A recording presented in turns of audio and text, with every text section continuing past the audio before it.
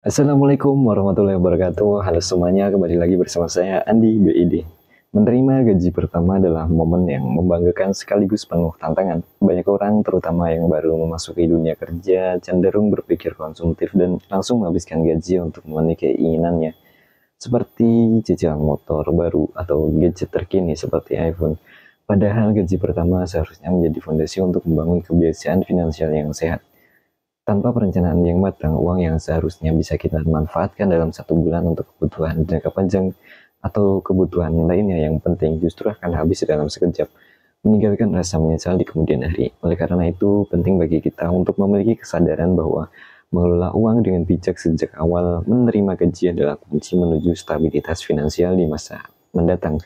Membuat skala prioritas adalah langkah pertama yang harus dilakukan ketika menerima gaji. Alih-alih langsung tergoda untuk membeli barang-barang yang tidak mendesak, sebaiknya alokasikan gaji untuk kebutuhan yang lebih penting, seperti investasi, bayar tagihan, atau menyisakan dana darurat. Dengan menentukan prioritas, kita bisa menghindari gaya hidup konsumtif yang hanya memuaskan keinginan sesaat. Ingatlah bahwa gaji pertama dalam bulan ini adalah awal dari tanggung jawab finansial yang lebih besar. Dan kebiasaan baik yang dibentuk sejak dini akan membawa dampak positif dalam jangka panjang. Dengan begitu, kita tidak hanya bisa memenuhi kebutuhan saat ini, tetapi juga mempersiapkan diri untuk masa depan yang lebih terjamin dan siap menghadapi tantangan. Lantas bagaimana sih panduan dasarnya untuk mengelola gaji? Pengelolaan uang, mengelola keuangan dengan bijak sejak hari pertama menerima gaji adalah langkah penting untuk mencapai sebuah stabilitas dan kemandirian finansial. Pertama yang perlu kita lakukan adalah sisihkan 30% dari gaji untuk investasi. Bagian ini bisa dialokasikan ke instrumen investasi seperti reksadana, saham, emas, atau hal lainnya, tergantung pada profil risiko dan tujuan finansial kita. Investasi ini akan menjadi sebuah fondasi untuk masa depan, membantu Anda mencapai tujuan jangka panjang, seperti membeli rumah, pendidikan anak, atau persiapan dana pensiun. Dengan konsisten menyisihkan 30% untuk investasi, kita bisa membangun kebiasaan yang akan memberikan hasil signifikan dalam jangka panjang. Selanjutnya, alokasikan 50% dari gaji untuk kebutuhan hidup dasar.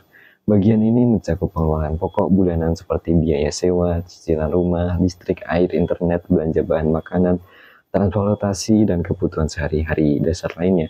Pastikan Anda membuat daftar kebutuhan ini secara detail dan memprioritaskan yang paling penting. Dengan mengelola 50% gaji untuk kebutuhan dasar, kita dapat memastikan bahwa semua kewajiban bulanan terpenuhi tanpa harus khawatir kehabisan uang sebelum akhir bulan. Terakhir, sisihkan 20% dari gaji untuk kebutuhan fun atau hiburan. Bagian ini bisa digunakan untuk hal-hal menyenangkan seperti makan di kafe favorit, berlibur, membeli kopi, atau berlangganan layanan Spotify. Mengalokasikan dana untuk hiburan adalah cara untuk menjaga keseimbangan hidup. Karena hidup tidak hanya tentang menabung dan memenuhi kebutuhan dasar, namun pastikan untuk tidak melebihi batas 20% ini agar tidak mengganggu alokasi dana untuk investasi dan kebutuhan pokok. Dengan pembagian yang jelas, kita bisa menikmati hasil kerja keras sambil tetap menjaga keuangan tetap sehat dan terencana. Selanjutnya yang perlu kita lakukan dalam mengelola gaji bulanan adalah membangun dana darurat. Membangun dana darurat adalah langkah krusial dalam mengelola keuangan pribadi. Dana darurat berfungsi sebagai sebuah jaring pengaman finansial yang dapat kita gunakan saat menghadapi situasi tak terduga, seperti kehilangan pekerjaan, tagihan medis mendadak, atau perbaikan rumah yang mendesak. Idealnya dana darurat yang perlu disiapkan adalah sebesar 6-11 bulan dari pengeluaran bulanan normal. Misalnya jika pengeluaran bulanan kita 5 juta per bulannya, maka target dana darurat yang perlu dikumpulkan adalah antara 30 juta hingga 55 juta. Dengan memiliki dana darurat, kita bisa menghadapi masa-masa sulit tanpa harus terbebani utang atau mengorbankan kebutuhan penting lainnya. Untuk mulai membangun dana darurat, prioritaskan menyisihkan sebagian penghasilan setiap bulannya. Kita bisa memulainya dengan menyisihkan 10-20% dari gaji bulanan secara konsisten. Simpan dana ini di instrumen yang liquid dan mudah diakses seperti tabungan. Hindari menggunakan dana darurat untuk keperluan tidak mendesak seperti belanja impulsif atau liburan yang boros. Konsistensi dan disiplin dalam menabung adalah kunci utama untuk mencapai target dana darurat dalam waktu yang relatif singkat. Ingatlah bahwa dana darurat bukan hanya tentang jumlah uang, tetapi juga tentang ketenangan pikiran dan keamanan finansial. Setelah dana darurat tercukupi, kita bisa mulai memikirkan langkah selanjutnya, yaitu berinvestasi.